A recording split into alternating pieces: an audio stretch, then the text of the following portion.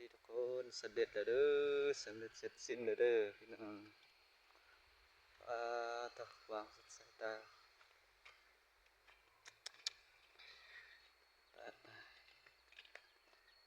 ว่าสำเร็จหมดเด้อ3 มือเต็ม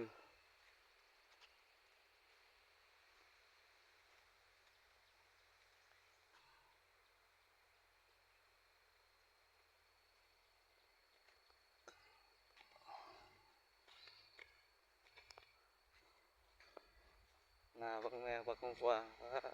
มีแต่ให้วางหมด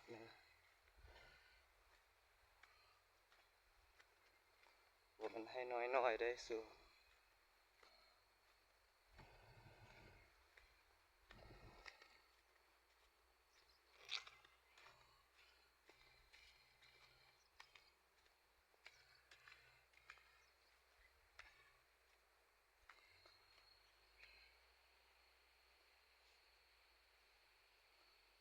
แคมบอนพักอยู่อาศัย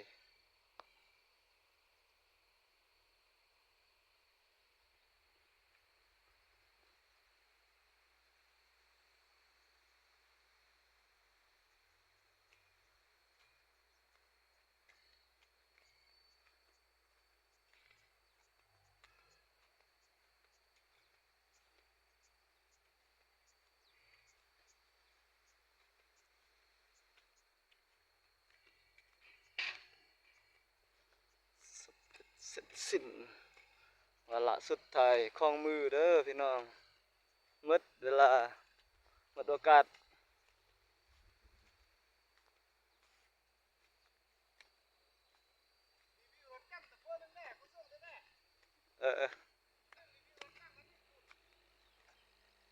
วางหมดมีแต่ให้กว้างๆให้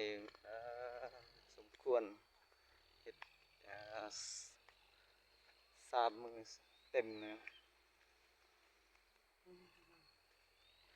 ราคากับบ่หลายราคาถึกเพียง50 ล้านเบิ่งไหมสุดสายตาสู่50 ล้านเด้อบ่แม่นสินทรัพย์หยังก็แพงหมดเฮ็ดนี่เจ้าของก็เฮ็ดนอกที่นี่บ้านนอกเฮ็ดชนบทก็ถึกเฮ็ดแพงหลายเพิ่นก็บ่มีเงินว่าซั่นจำเป็นได้เฮ็ดถึกให้เพิ่นเอา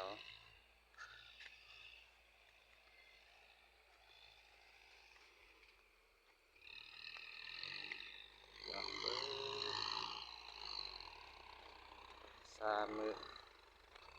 วันนี้ออกน้ำแล้วน้ำเข้าใส่แล้วบัด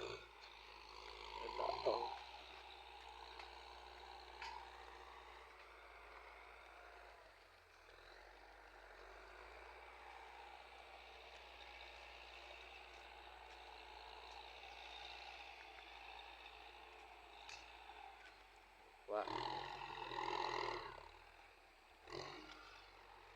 คือว่าแท้เอารถน้อยเอาใส่แล้ว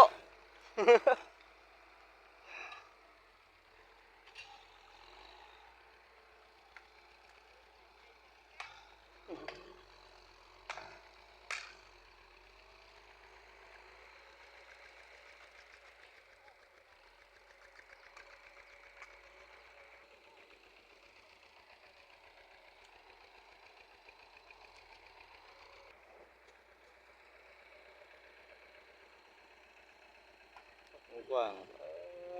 สมควรนำสะดวกสบาย